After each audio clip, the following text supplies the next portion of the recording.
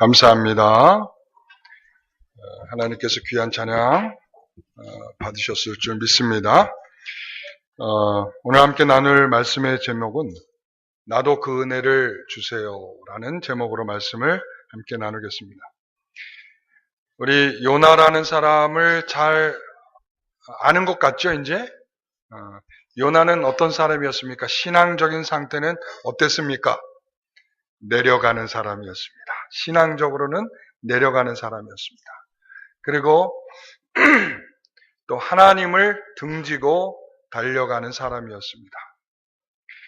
우리가 이 요나는 그렇게 되어서 물고기 뱃속으로 던져지게 되고 또 물고기 뱃속에서 3일 동안 그는 머물게 되는 놀라운 기적을 경험하게 되는 사람입니다. 여러분 물고기 뱃속에 들어가 보신 적 있으신가요? 물고기 뱃속에 들어간다는 게 어떤 느낌일까? 상상을 해봐도 너무 괴롭고 고통스러울 것 같아요. 그런데 이 요나가 3일 동안이나 그 뱃속에 있었다. 이렇게 돼 있죠. 3일 밤낮으로 있었다. 정말 요나가 경험한 놀라운 이 일은 누가 봐도 기적적인 일입니다. 그렇죠? 이런 기적을 경험할 정말 도리가 없을 만큼 정말 엄청난 기적적인 사건입니다. 그런데 우리가 이런 기적을 바라보면서 어떤 사람은 그런 생각을 할 거예요. 나도 하나님 저런 기적을 좀 체험할 수는 없을까요? 그러면 저도 화끈하게 믿을 수 있을 것 같은데요. 저도 좀 저런 물고기 뱃속에 3일 동안 들어갔는데 죽지 않고 그 가운데서 제가 살아서 버틴다면 하나님께 기도하지 않겠습니까? 요나처럼. 그리고 그 기도하다 보면 그 하나님의 은혜 때문에 내가 멋진 인생으로 새롭게 살아가지 않겠습니까? 여러분 혹시 이런 생각을 갖고 계신 분 없습니까? 하나님이 이런 놀라운 기적을 내게도 주시기를. 그런데 우리가 이 기적을 바라보면서 요나와 같이 이런 경험이 되어서는 안 될 것 같습니다. 그래서 오늘 그러면 저게 무슨 말일까요? 제목은 뭐죠? 나도 그 은혜를 주세요 그랬으면 요나의 그런 은혜가 아닌가요? 아닙니다. 잘 들으셔야 됩니다. 예수님이 계셨을 때에 마태복음 16장에 보면 바리새인들과 서기관들이 찾아와서 예수님께 시험하여 이렇게 묻습니다. 우리에게 표적을 좀 보여주십시오. 기적을 좀 보여주십시오. 이게 좋은 말로 하는 게 아니라 좀 비아냥거리는 거죠. 네가 기적을 잘 행한다면서 기적 좀 한번 행해봐. 이제 이런 거거든요. 근데 그걸 좀 정중하게 표현한 것 뿐이죠. 그랬을 때에 예수님께서 바리새인들과 서기관들에게 이렇게 말씀하시죠. 음란한 세대는 표적을 구하나 요나의 표적 외에는 더 이상 보여줄 표적이 없다. 이렇게 말씀합니다. 왜 여기서 그 많은 표적들이 있고 그 많은 기적적인 일들이 있는데 왜 요나의 표적일까? 요나가 물고기 뱃속에서 며칠 동안 있었어요? 3일 동안. 무덤에 있는 것 같은 3일. 이것을 가리켜서 예수님께서 죽었다가 부활하신. 그래서 물고기가 퇴하고 하나님의 명령에 의해서 요나를 육지로 뱉어내잖아요.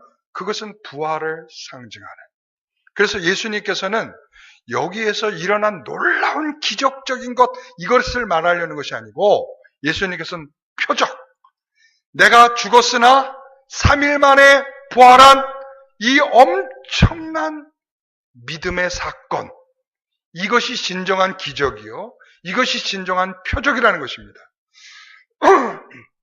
죄송합니다. 여러분, 기적과 표적이 다른 것은 기적은 기적으로 끝나는 것입니다. 뭐냐면, 놀랍다. 죽은 사람이 살아났지만 놀라운 기적일 뿐입니다. 여러분, 우리가 그런 일들 보잖아요. 정말 기적적으로 살아나는 어떤 사건들을 보잖아요. 제가 처음 신앙생활 했을 때 전 이런 걸 봤어요. 제가 섬겼던 교회에서 어린아이가 5층에서 떨어졌어요. 놀다가. 교회가 발칵 뒤집혔죠. 바로 앰뷸런스가 와서 아이를 싣고 갔습니다. 그래서 우린 다 생각했습니다. 저 아이는 아마 죽을 거야. 겨우 숨만 꼴딱꼴딱 남아있는 그 상태에서 앰뷸런스에 실려갔거든요. 그래서 그날부터 성도들이 기도하기 시작했습니다. 왜 그러냐면 걔가 한국에 국적 두고 있는 아이도 아니고 잠깐 미국에서 살던 아이가 잠깐 한국에 놀러 왔는데 그 사이에 이제 예배 드리러 왔다가 그 놀다가 5층 옥상에서 떨어져 가지고 아이가 그렇게 된 거예요. 그래서 우리는 반신반의, 솔직히 말해서 반신반의. 아이고 쟤는 죽겠구나 이런 생각이지만 그래도 하나님께 기도하는 일이었어요. 근데 그 아이가 3개월 만에 기적과 같이 살아났어요. 기적을 체험해보고 싶습니까? 옥상에서 뛰어내리면 안 돼요. 아마 그 아이는 평생 그 마음속에 있을 겁니다. 내가 하나님께 이런 은혜를 받았다. 그런데 중요한 건 뭐냐면 기적이 기적으로 끝날 때는 뭐냐면 의미가 없어요. 놀랍다. 이걸로 끝나는 거야. 놀랍다. 세상에 이런 일이 어떻게 저런 일이 일어날 수 있을까? 이걸로 끝나는 거예요. 그게 바로 오늘 요나예요. 아시겠습니까? 요나는 바다로 던져졌습니다.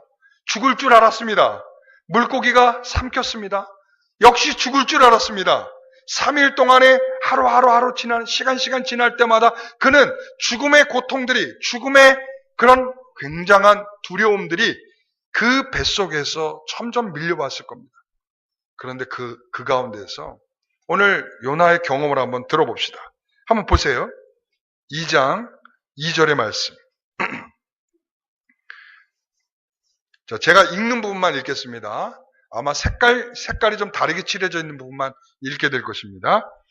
내가 받은 고난으로 말미암아 여호와께 이렇게 되죠. 내가 받은 고난으로 말미암아 이렇게 돼 있고 2절 또 보시면 수올의 뱃속에서 부르짖었더니 3절에 보시면 주께서 나를 깊음 속 바다 가운데에 던지셨으며 큰 물이 나를 둘렀고 주의 파도와 큰 물결이 다 내 위에 넘쳤나이다. 주의 목전에서 쫓겨났을지라도 4절, 5절 물이 나를 영혼까지 둘러싸우며 깊음이 나를 에워싸고 바다풀이 내 머리를 감쌌나이다. 6절 내가 산의 뿌리까지 내려갔사오며 땅이 그 빗장으로 나를 오래도록 막았사오나 나의 하나님 여호와여 내 생명을 구덩이에서 건지셨나이다. 여러분 이게 첫 번째는 고난으로 표현되어 있고 그리고 두 번째로는 바다에 던져져서 두려운 상황들이 표현되어 있고 세 번째는 그가 물고기 뱃속에 들어가서 굉장히 두려운 상황들, 해초가 자기의 머리로 감기고 그 가운데서 막 산이 나오고 그 어려운 순간들을 겪어내는 두려움의 시간들을 표현되어 있고 그리고 그가 어디까지 갔냐면 땅속의 죽음이 자기를 그 죽음으로부터 빠져나올 수 없도록 자신을 가로막고 있는 엄청난 경험을 한 거예요. 어디에서요? 네. 무엇을 통해? 하나님께서 기적적으로 그를 물고기 뱃속에 두게 하셨고 물고기 뱃속으로부터 나오게 하신 그 모든 일들을 통해 요나는 엄청난 기적을 경험했습니다. 그런데 중요한 것, 그는 말하잖아요. 하나님 감사합니다. 7절부터 계속 보게 되면 그런 말들이 있죠. 하나님 감사합니다. 이렇게 표현되어 있고 저들은 깨닫지 못했지만 나를 깨닫게 하신 것 감사하고 그리고 저는 이제 하나님께 감사의 제사를 통해서 하나님께 영광을 돌리겠습니다 하면서 그는 구원은 오직 하나님께만 속한 것입니다. 이러면서 물고기 밖으로 내쳐짐을 당했어요. 얼마나 놀라운 기적이며 얼마나 깨달음이 깊었습니까? 여기까지 깨달았을 때까지만 해도 와, 요나는 정말 대단했다. 그런데 중요한 건 뭐냐면 요나가 전혀 변화가 없다는 거예요. 아니, 그런 고통과 그런 죽음과 그런 기적을 경험했는데도 요나가 전혀 변함이 없다는 거예요. 이게 기적이죠. 아시겠어요? 이게 기적이에요. 요나가 그 죽음을 경험하고 변화는 조금은 있었죠. 어떤 변화가 있었어요? 기도하지 않던 요나가 물고기 뱃속에서 기도했지요. 그리고 전혀 하나님을 따라가지 못하던 마음이 하나님을 따라가는 것 같은 믿음이 생겼죠. 전에는 하나님과 멀리 있는 것 같이 보였는데 이제 기도하는 요나는 성전에 다다라 있는, 자신의 기도가 성전을 다다르고 있는 정말 놀라운 변화를 경험했습니다. 그런데 중요한 것은 거기까지라는 거예요. 여러분, 우리가 하나님 앞에 기도할 때 회개하면서 눈물을 흘리면서 하나님 저 이렇게 잘못했습니다. 눈물을 퍽퍽 흘리면서 하나님께 기도하면서 다시는 그러지 않을게요 라고 기도를 했어요. 근데 나가면 우리가 어떻게 되던가요? 예? 개가 토한 것을 다시 먹는 것처럼 어떻게 하죠? 더럽다고요? 왜 아침부터 비유상하게 그런 말을 하냐고요? 성경의 말씀이 그렇잖아요. 예? 자기가 토해놓고 다시 먹는 그 개처럼 우리가 우리의 삶이 하나님께 잘못했다고 이렇게 해놓고 다시 그 행동을 돌아가 버리고 마는. 근데 요나가 그렇더라. 요나가 하나님께서 왜 그를 물고기 밖으로 다시 내쳤습니까? 가서 뭐 하라고?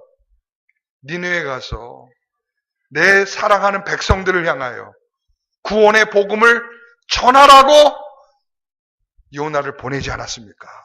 근데 요나의 생각이 바뀌었나요? 안 바뀌었다는 거예요. 변하지가 않더라는 거예요. 여러분, 기적과 표적의 차이는 그겁니다. 기적은 그것을 보고도 놀라지만 그것으로 끝나는 거야. 그러나 표적은 예수님께서 말씀하시죠. 내가 보여줄 것은 요나의 표적밖에 없다. 이것은 뭐예요? 바로 예수께서 3일 만에 죽으시고 부활하신 이 사실을 믿음으로 받아 누리는 사람이 진정한 표적, 기적을 누리고 있는 것인 줄 믿습니다. 어떤 기적을 원하십니까? 어떤 기적을 바라십니까? 내가 병들어 있을 때에 하나님이 기적과 같이 나를 고쳐주는 기적을 원하십니까? 여러분, 얼마 가지 않아요. 얼마 가지 않아.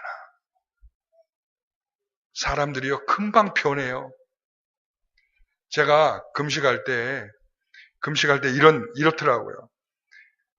제가 이제 한 열흘 정도 이렇게 금식을 하는데, 그때 저는 이제 똑같이 생활을 하면서 금식을 했어요.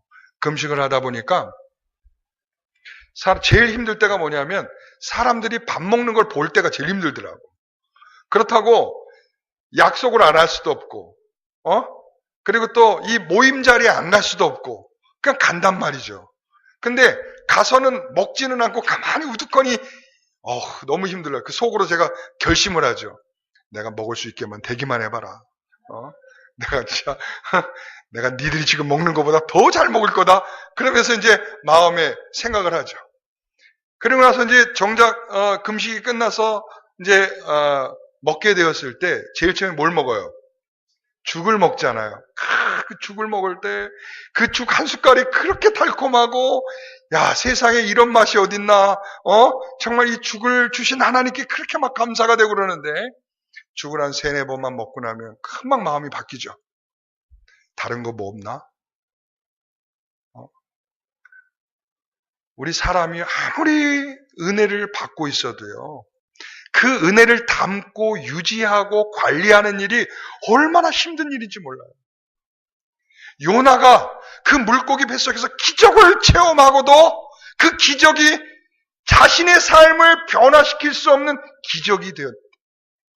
이게 얼마나 허탈할 일인가를 생각하셔야 됩니다. 여러분, 기독교가 기적의 종교라고 말하는 사람도 있어요. 근데 그 기적이라고 말하는 것은 어디에 포커스를 맞춰? 예수 그리스도께서 죽으셨다가 부활하신 일에 포커스를 맞추는 것입니다.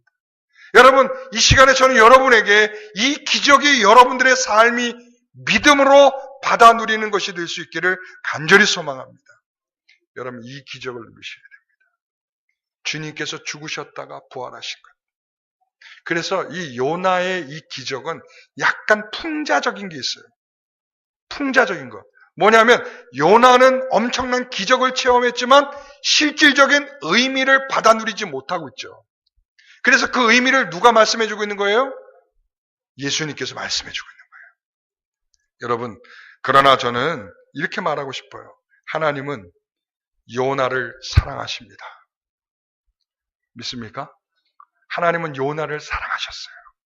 그래서 그렇기 때문에 하나님은 요나를 그대로 내버려 두지 않으신 겁니다.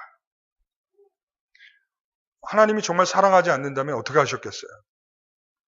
그냥 갈 길을 가든지 다시스로 가든지 배 밑에서 잠을 자든지 뭘 하든지 내버려 뒀을 거예요. 그런데 하나님께서 요나를 사랑하셨기 때문에 가만 내버려 두지 아니하시고 뭘 했다? 이걸 통하여, 이런 사건들을 통하여 하나님은 요나에게 주고자 한 것들이 뭘까요? 변화의 마음이에요. 자신의 마음을 고쳐 하나님이 기뻐하시는 삶으로 살아가기를 힘쓰는 요나를 원하시는 겁니다. 여러분, 제가 말을 바꿔보겠습니다. 하나님은 당신을 사랑하십니다. 아멘이 없네요. 하나님은 여러분들을 사랑하십니다. 그렇기 때문에 하나님은 당신들을 그대로 내버려 두지 않는 것입니다. 요나의 배를 흔드는 것처럼, 요나를 바다에 던지게 하시는 것처럼, 요나가 죽음의 고통을 느끼며 3일 동안 물고기 뱃속에 있는 것처럼 수많은 사건들을 통하여 우리에게 말씀하고 계십니다. 변화하도록. 그래서 제가 오늘 책 한 권을 소개하려고 합니다. 바로 그런 마음의 중심을 가지고 있는 책이에요. 자, 뭐라고 되어 있어요, 제목이? 나도 예수님처럼 이라고 되어 있는 책입니다. 저자는 맥스 루케이도라고 하는 사람이에요. 바로 이 사람이 우리가 일어나는 사건들에 대한 해석을 그런 방식으로 하더라고요. 우리가 만나는 모든 일들은 하나님께서 우리에게 변화를 원하는 마음이 있기 때문에 자꾸 우리의 삶을 이렇게 흔들고 계시는 것이다. 이렇게 표현을 해요. 그러니까 그래서 처음 1장에 보면 7장까지 있는데 1장에 보면 이 루케이도가 그런 말을 해요. 내가 오늘 하루를 살아가는데 내가 나가 아니라 예수님이시라면, 내가 예수님이라면 내가 오늘 살아갈 때에 어떻게 살아갈까? 내가 어떤 사람을 만나서 누구와 대화를 하고 내가 그리고 이런저런 일들을 하고 그리고 오늘 우리가 교회 와서 이렇게 교회를 섬긴다라고 했을 때, 하나님을 섬긴다라고 했을 때 우리는 과연 예수님이라면 우리가 어떻게 행동을 할까? 어떻게 말을 할까? 그러고 난 다음에 다시 제자리로 돌아와서 그러고 나서 내가 예수님이 좋아하지 않을 것 같은 일들, 말, 삶이 있다면 그 자체를 고치기 위해서 힘써야 된다라고 이렇게 말하더라고요. 굉장히 일리가 있죠. 그래서 제가 지난번에 이제 기도원에 갔을 때 제가 이 책을 한 권을 이렇게 읽었어요.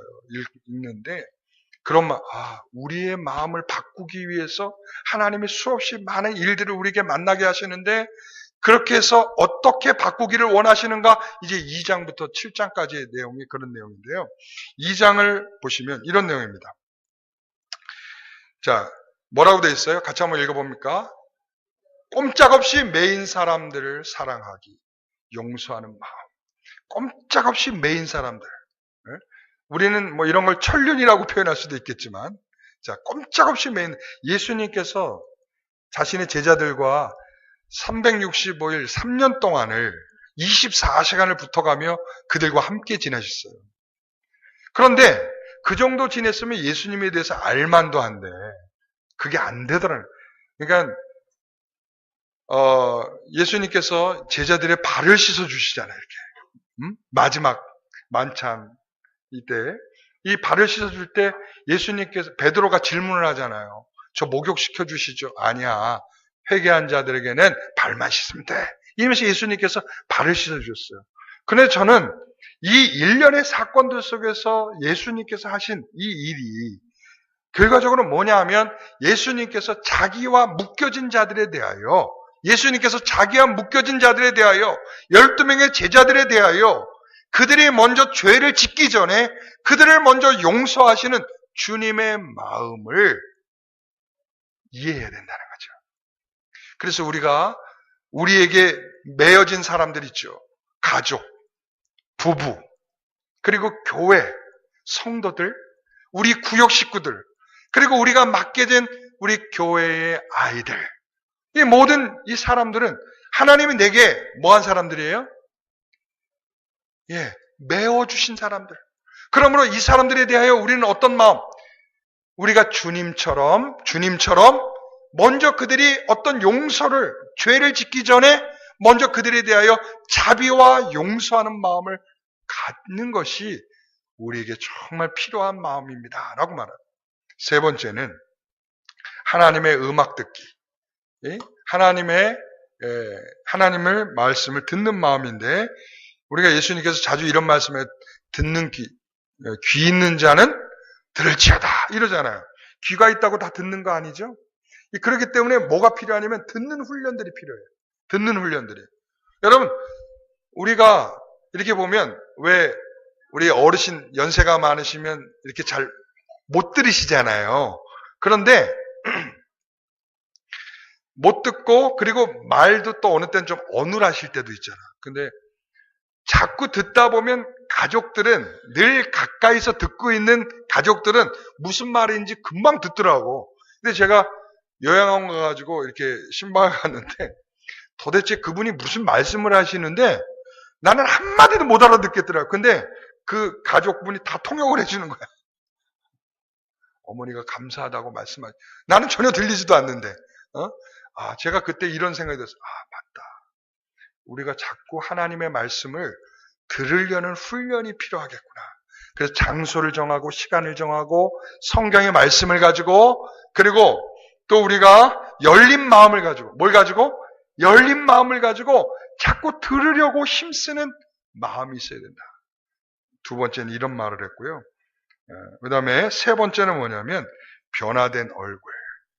자, 그 다음에 뭐라고 써있어요? 예배에 줄인 마음. 여기서 이렇게 말을 해요.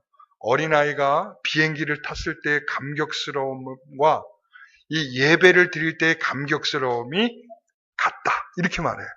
이게 뭐냐면 처음에 비행기를 탈 때 얼마나 신기합니까? 그렇죠? 근데 그거보다 더 신기한 일은 뭐냐면 그 비행기를, 그렇게 하늘을 날고 있는 그 비행기를 조종하는 조종사를 만나게 되는 일이에요. 그래서 아이가 그 조종사를 만나서 조종하는 비행기 조종하는 칸에 들어가서 비행기가 이런 것이고 이렇게 운전하는 것이고 이렇게 많은 것들을 작동해가지고 우리가 하늘을 나는 거야 라고 하는 것을 경험하고 나면 아이들이 얼굴빛이 달라지죠.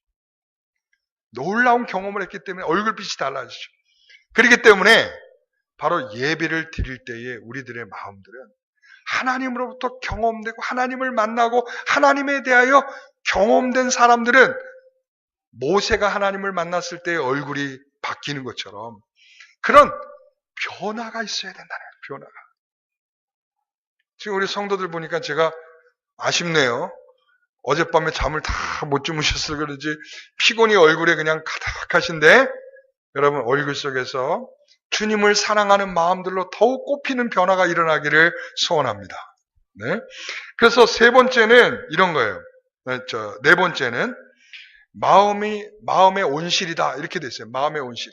마음의 온실은 무슨 말이냐면 여러분 마음은 이 온실과 같아서 무엇을 심더라도 아주 잘 자라난다는 거예요. 선을 심으면 선이 자라날 것이고 악을 심으면 악이 자라난다는 거예요. 탐욕을 심으면 탐욕이 자라나는 것입니다. 그래서 우리가 대표적인 예가 있잖아요. 베드로가 예수님을 팔려고 할 때 누가 그 생각을 집어넣어 주죠? 마귀가 그 베드로의 갑자기 베드로가 아니라 저기죠? 갑자기 제가 이름이 생각이 안 났어요. 이럴 때도 있어요. 그래서 팔 생각을 집어넣어 주죠. 이게 바로 씨를 뿌리는 거예요. 그러면 그 씨를 뿌리면 어떻게 되냐면 점점 자라나는 거야. 그래서 어떻게 되죠? 실천을 하죠. 예수님을 팔아버리는 거예요. 이게 바로 우리에게 우리들의 마음은요, 그렇기 때문에 우리의 마음을 스스로 뭐 하려고 해야 돼요? 지키려고 해야 되고, 우리의 마음에 뭐가 심기고 있는지를 우리는 늘 관찰하고 봐야 된다는 거예요. 여러분, 우리가 삶 속에서 보세요. 얼마나 세속적인 것으로, 우리가 수없이 많은 것으로 우리가 심기고 있는지를 보세요.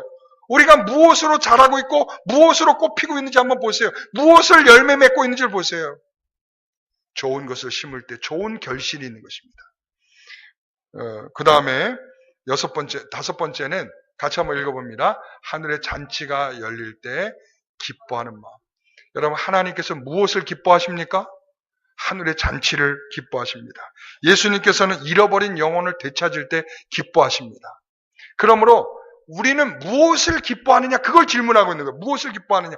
주님이 기뻐하는 것처럼 기뻐하느냐? 라고 묻고 있는 거예요.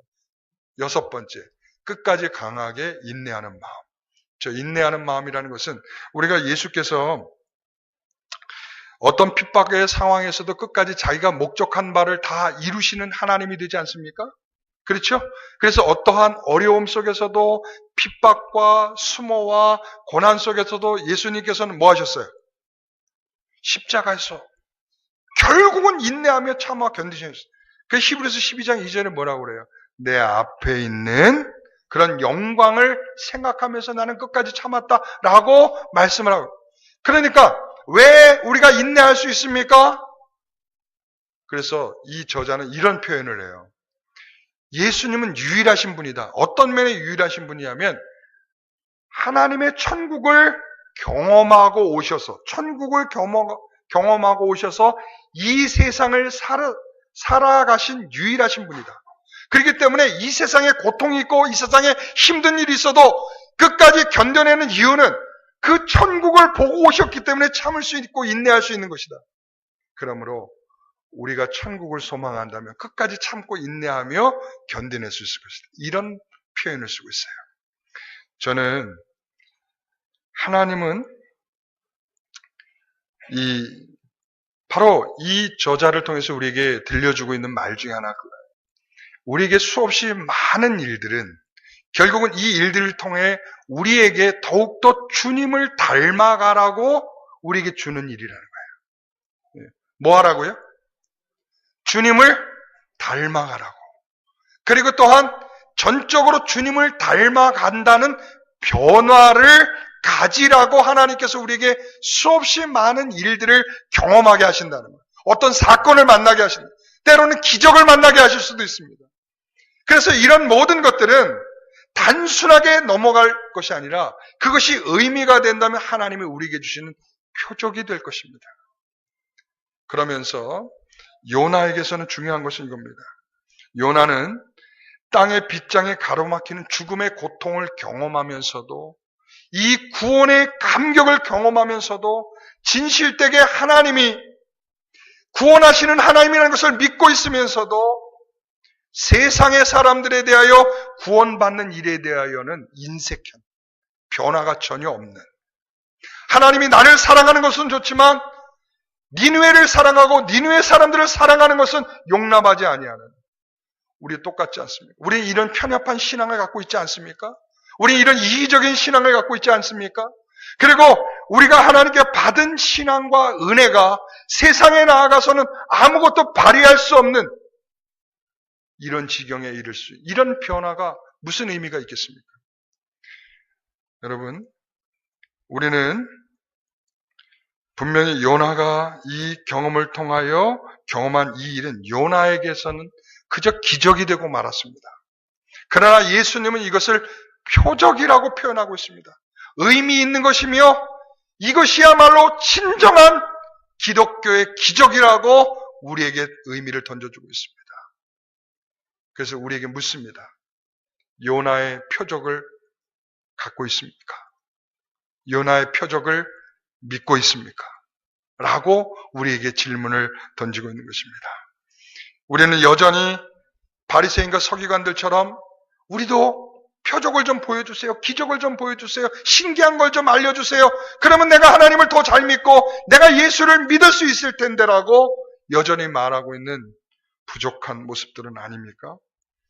오늘 보세요. 요나의 이 모습을 풍자적이다라고 했을 때 예수님의 입장에서는 이것은 정말 표적인데 요나의 입장에서는 이걸 이해한다면 이걸 물고기가 이 요나를 퇴하고 뱉어내잖아요. 이거를 뭐라고 표현하고 있냐면 역겹고 매시꺼워서 토해버린 것이다. 이렇게 표현하고 있어요. 어떻게 해서 뱉었다고요? 역겹고 매스꺼워서 물고기가 토해낸 것이다 라고 표현하고 있어요. 왜? 좀처럼 변하지 않는 이 더러운 본성을 가진 인간의 냄새나는 이 악취가 물고기조차도 견뎌낼 수 없는 이 지경이기 때문에 뱉어낼 수밖에 없다는 거예요. 여러분, 우리가 하나님의 그런 깊은 구원의 은혜를 경험하셨습니까? 예수께서 죽으셨고 부활하신 그 은혜가 내게도 있는 은혜라고 믿고 계십니까?